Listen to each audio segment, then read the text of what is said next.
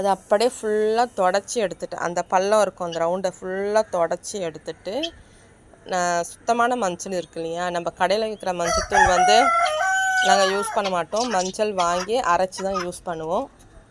So அதுதான் original மஞ்சள். கடையில் விற்கிறதுலாம் ஒரிஜினல் மஞ்சள் கிடையாது. நீங்கள் என்ன பிராண்டு வாங்கினாலும் டூப்ளிகேட் தான். ஸோ நம்ம வாங்கி அரைக்கிறது தான் ஒரிஜினல் மஞ்சள். அந்த மஞ்சளை எடுத்து அந்த 2 பக்கமும் பள்ளமாக இருந்துச்சு பார்த்திங்களா, அது ஃபுல்லாக அப்படியே தூவிட்டு கொஞ்சம் தண்ணி எடுத்து தண்ணியிலே கொஞ்சம் மஞ்சள் கலந்து ஃபுல்லாக மஞ்சள் அப்படியே பட்டையாக மஞ்சளை போட்டு 2 பக்கமும் போட்டு தனியாக வச்சிட்டோம். எந்த கோழி கூடயும் விடலை. ஒரே ஒரு நாள் தான் நான் பண்ணேன். அதுக்கப்புறம் நான் மறந்துட்டேன். அதாவது என்ன சொல்கிறேன், எனக்கு இருந்த வேலையெல்லாம் அது ஞாபகம் இல்லை.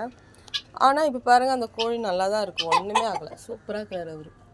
ஆனால் அந்த காயம் வந்து கொஞ்சம் ஓரளவுக்கு ஆறிடுச்சு. இதுங்க அப்படியே வரட்டி ஓகே.